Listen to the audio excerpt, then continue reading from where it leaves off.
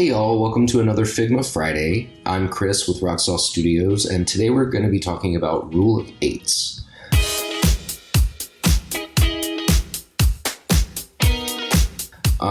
So 8 is basically our magic number. It's the number that we use to base all of our spacing, all of our margins and padding, all of our sizing, basically everything. And the reason that we do that is because it gives you a consistency across the whole piece of software, because it gives you a system to follow. It takes all the guesswork out, so you're not having to guess and pixel push as much.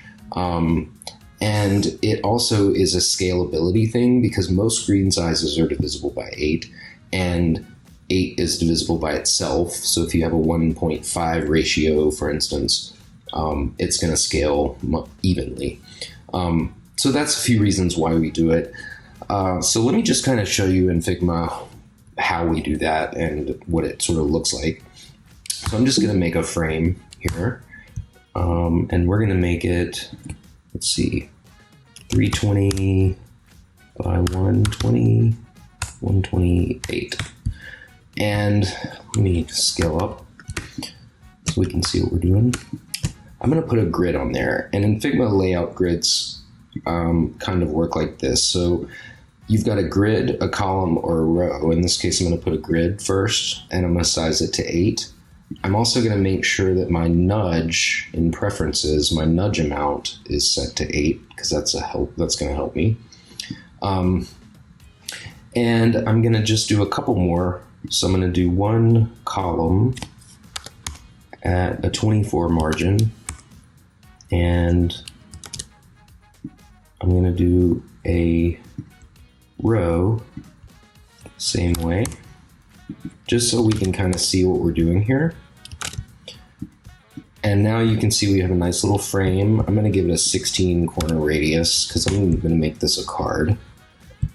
And let's do a drop shadow and a 16 blur with a 10 opacity.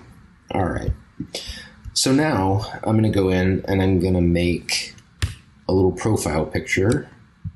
So that's 80.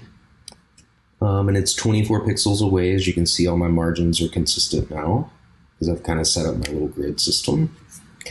And let's put some text on there. So I'm going to make the name 24 with a 32 line height. Now, you don't always have to make the line heights divisible by 8, but divisible by 2s, 4s, and 8s actually does help with the consistency when you're laying everything out on a grid like this. So I'm going to make that a title. Oops, we'll just make him a designer. And let's make that 12 with a 16 line height. And I'm actually going to make that a little bit lighter gray. Okay, and actually going to bring in my plugin. I've got Data Lab. So I'm just going to put name and paste that. And now that's long, so let's just move this out a little bit. And just to make sure that it's 8s, I'm hitting Shift Command arrow over so that it goes in 8s, because I've set my nudge amount. Okay, and then now let's drop a little icon in there. So let's do a heart, and let's give them some likes. So now we have, I'm going to make this 16, because again, 8, divisible by 8. And we'll set that down there, and I'm going to just copy that down, and make sure that this is 8 pixels away. And we'll make that 123 likes. Okay, and let's make that red.